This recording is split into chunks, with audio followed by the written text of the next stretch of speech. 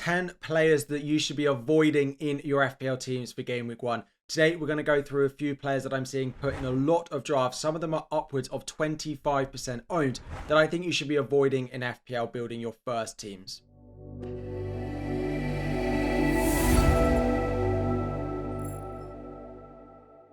What is up, everyone? Harry here. Before we dive in, 1,000 likes is the aim. Subscribe if you're new around here. And today we are going through some highly owned players that you really should be either taking out of your drafts or not considering when you do go to build them. Now, what we're not going to do in this video is go through a whole load of players who are 2 and 3% owned, who are obvious avoids because either they don't play, they're not attacking, they've never been a good FPL asset. These players are all players that I'm seeing that you are actually considering for your teams. I'm seeing put into some drafts. I put out a tweet for rating drafts yesterday on my Twitter, which will be a video out for you all tomorrow. And every single one of these players was in at least several of those drafts. So we're going to go through some realistic picks that you should be avoiding. All of the data we use for these videos is taken from the Fantasy Football Scout members area. It is the website I use all throughout preseason and all once the season does begin. If you want to compare players, look at data, fixture tickers, or you want articles from some top FPL managers, you can check it all out with a link in the description, and they are offering 40% off at the moment.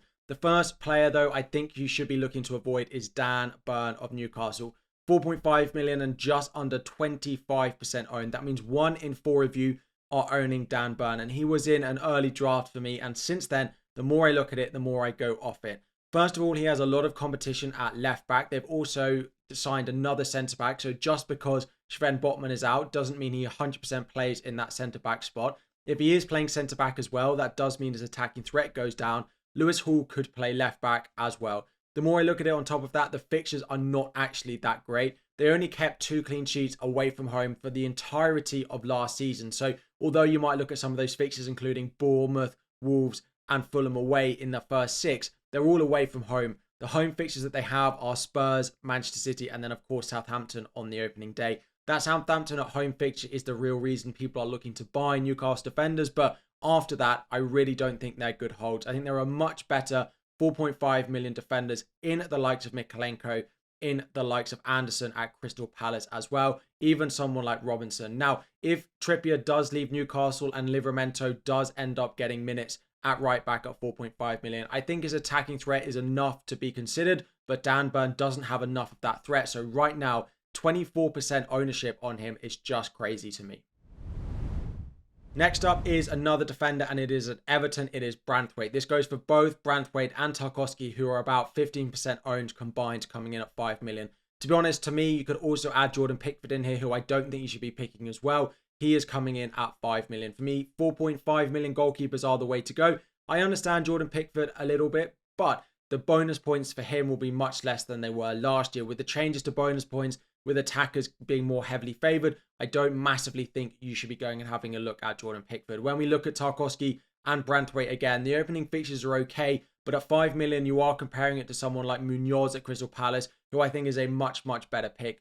Defensively, in terms of underlying numbers, Munoz is slightly worse, but the attacking threat is so much better than someone like a Branthwaite or a Tarkowski, and the opening fixtures are just as good. If you do want an Everton defender, I would go with someone like Mykolenko. Now, he doesn't have the best injury record and did miss a friendly the other day as a precaution, but if he is fit and available for game week 1, for me, Branthwaite and Tarkowski just offer absolutely no value. You should be going for Munoz if you want to spend 5 million, or if you want to spend 4.5 and you want an Everton defender, then you go for Mykolenko. Number 3, we are moving up front, and that is João Pedro of Brighton. Again, a player who was in my game week 1 draft, and I know he was very popular early on. However, first of all, he's not been taken on Brighton's preseason tour because of a bit of a fitness concern. We think it's an injury to his rib, but we're not 100% sure. There hasn't been that much transparency about that. If you also look at the fixtures, the first 3 are not particularly great. Away at Everton, who were very solid defensively last season, then Manchester United, and then away at Arsenal in the first 3. I look at some of the other options, and I would be picking Armstrong of Southampton over him just because he plays Newcastle in game week 1. Doesn't make him a worse pick. The fixtures after that are really nice, but both Chris Wood and Muniz of Fulham at 6 million are better picks than João Pedro. There is also so many forwards for Brighton that there will be a little bit of rotation with the amount of options that they've got. The underlying data, and when João Pedro gets minutes, he is a really good pick, and I think at some point in this season we will definitely be looking to buy him. But for game week 1, with the uncertainty of minutes that we've got, with the other options who look very assured for minutes and are doing well in pre-season as well, I'm not sure João Pedro is a good pick anymore. And then it is pick number 4, and this is probably the most controversial pick on the list, and that is Phil Foden of Manchester City. But this has come purely based off quotes that we've had from Pep Guardiola come out in the past 24 hours on Monday. Basically, he said that players who featured late into the Euros, particularly Foden, Walker, Rodri, and maybe even Kevin De Bruyne as well, they will be returning late back to pre-season. They won't be featuring in the Community Shield, which is a week before the start of the season, and then we'll start to see them against Chelsea and against Ipswich. Knowing the players like Foden and De Bruyne and some of these others have been eased in, and we know what Pep is like with rotation, I think there is a massive uncertainty that Foden might not even start the first 2 games of the season with the amount of other options that they've got. De Bruyne and Belgium got knocked out of the Euros quite early, so I do expect him to be back and should be okay to play probably that Chelsea and Ipswich fixture. I think Foden will definitely be in the squad for those 2, but with those quotes, I think it's realistic that Foden doesn't start against Chelsea, and then does he need to start him against Ipswich again if he wants to get him up fully to speed for the next few games, then going into an international break and Champions League after that. So I think there's about a 50% chance that I'm not sure Foden starts either of those first 2 games based on the quotes. Now, if we get closer to the start of game week 1 and things look a little bit different, maybe we reconsider him. But at the moment, I would be looking to go for a Son if they don't sign a striker, Bukayo Saka or Cole Palmer, who I think have bigger chances to play in game week 1 based off minutes and just historical lack of rotation for their clubs.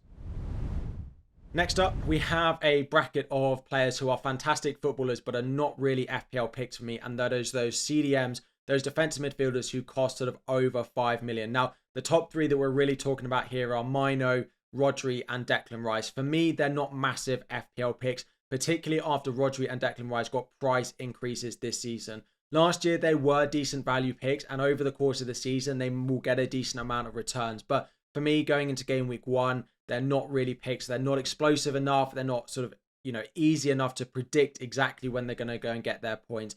We have some really fantastic cheap options coming in at the likes of 5 million in Rodgers, 5.5 million in the likes of Andreas Pereira or Hudson-Odoi, that I just don't think these are a good use of spots for their clubs. Now, not that many of us are tripling up on a City or on an Arsenal or a Manchester United, so if you really fancy them, potentially go for it. But going into game week 1, given their price increases this season, we're seeing almost 15% of squads have one of those 3 in it. Now, I don't think you should avoid all CDMs, because someone like a Sangare, someone like a Winks who can offer good value as a 4.5 million midfielder, as a player who's going to play every week, is definitely worth considering.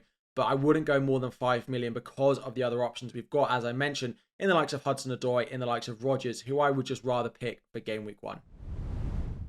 Next up, we're going back up front, and that is Dominic Solanke, one of the best forwards in FPL over the past few seasons, scored 19 goals. And I'm not saying that we will never own Dominic Solanke, but I just think that game week 1, 7.5 million is a little bit too much to be going and spending on him. I look at the likes of Chris Wood and Muniz, who I will bang on about, but at 6 million, I'd rather save the 1.5 million over owning someone like Solanke. The opening fixtures as well, away at Forest, who we've spoken about being pretty good defensively in terms of their underlying numbers last season. Newcastle, Everton away, Chelsea at home, Liverpool away. For me, those opening 5 fixtures are not worthwhile. I would be looking elsewhere and potentially looking to go back into him in game week 6 onwards. The underlying data is really strong, and I'm not saying, as I said, at some point Dominic Solanke will be an option for us, and he definitely will score some goals this season. But for me, he's not a game week 1 team pick, and 10% owned at the moment just feels a little bit too much. Next up is premium goalkeepers. With the change to bonus points this season, there will be an even smaller disparity between those high-scoring and low-scoring goalkeepers. I don't really think any of the 5.5 million options should be worth considering. Ederson, for me, is definitely not worth it when you have someone attacking like Gvardiol. Alisson, for me, falls similar when you've got Van Dijk and you've got Robertson, who both offer attacking threat. And of course, Ortega is like Ederson. You don't really need to look at it unless Ederson was to leave. Now, David Raya is the only one in here which you could have a little bit of an argument to go and pick. The Arsenal defenders don't have as much attacking threat as maybe the Liverpool or the Manchester City defenders. So the sort of gap in price between, the sort of gap in output, should I say, between someone like a Raya and a Gabriel might be better. So you can get a little bit of value for that. However, going into the start of the season when budget is really, really tight, plus looking at the first 5 fixtures for Arsenal, when David Raya unlikely to score more than maybe 6 or 7 points, because he's very unlikely to get bonus points with the way that FPL bonus points have changed this season. I really would be urging you to go for a 5 million or less goalkeeper. I don't massively love any of the 5 million goalkeepers either. I do think starting with a 4.5 goalkeeper, either one, or if you want to rotate two, then potentially. But generally, I don't think with the changes to bonus points this year, it even enhances the reasoning not to go with a 5.5 million goalkeeper. David Raya, I can understand a little bit, but generally, I don't think it's a good pick.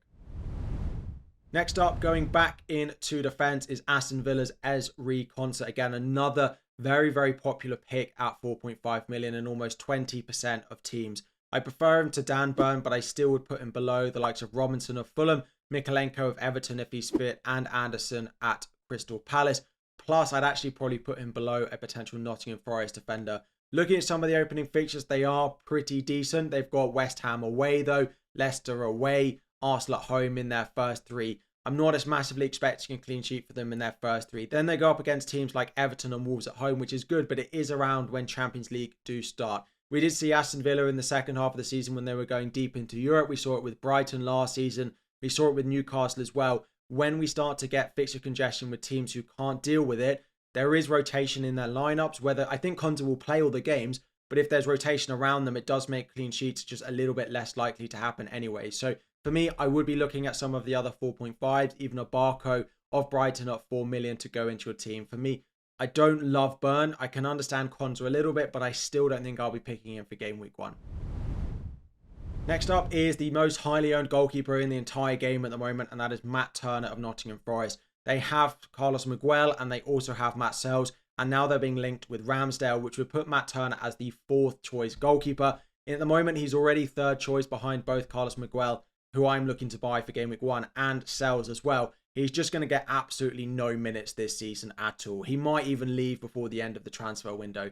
That is really not very good, because if he doesn't start in game week 1, all that's going to happen between now and then is his price is going to slowly drop as the season begins to start. So if you go with him and you don't have a transfer to sell him, which most of us are not going to do early on in the season, sell our 4.0 goalkeeper who's not getting any minutes, you're going to just lose value. You may as well pick a 4.0, from another team. I probably recommend Valdemarson of Brentford at the moment, but just pick one who's lower owned, because then you don't risk losing value.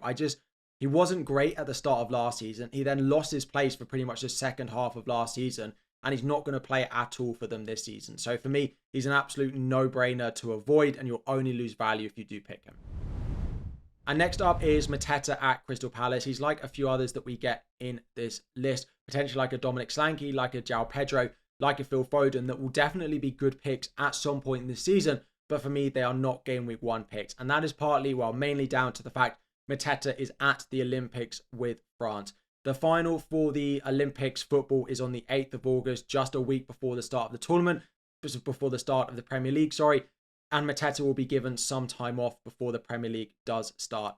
France are favourites to win that tournament alongside Argentina, so he is expected to be back for the Premier League after the season does start. Again, 7.5 million is a nice price. He finished the end of last season really well. I think he'll be a good pick at some point, but for me, he's a strong avoid because I don't think he'll be starting in game week 1. He might even be out until game week 2 or 3 as well. So, as I said at the start of these videos, there might be some of these players who you disagree with me on, but I didn't want to build a video where I just put players who were 2% owned and 1% owned, and it was just obvious to everyone watching that they were avoids. I wanted to talk about some players who I realistically am seeing in a lot of drafts, that I am realistically seeing a lot of you pick, that I personally am not considering for my teams at the moment going into game week 1 for the reasons I've discussed. Now, some of them will definitely come good at some point, and I'm sure I'll own some of these at points during the season, but I don't think game week 1, for the reasons I've explained, it is the time to go and do them. Let me know which of them you agree with. Are there any in here you disagree with? Do you think that Foden might be back for the start of the season, for example? Are there any other crazy highly owned players like Palmer, like Saka, that you might be considering going without? Maybe an Ollie Watkins that you might be considering going out without for the start of the season? Let me know all of that, because it is interesting. This year we have so many more players to consider for FPL teams, as the official FPL have absolutely nailed the prices in general this season. As I said at the beginning, the data taken is all from the Fantasy Football Scout members area. You can check out all the data, fixture tickers, predicted points, articles, everything like that in the link in the description. If you haven't already, please make sure to subscribe to the channel. There's a video pretty much every day between now and the start of the Premier League season. And then throughout the season as well. 1,000 likes is the aim. Thank you all so much for watching, and I'll be back again very soon.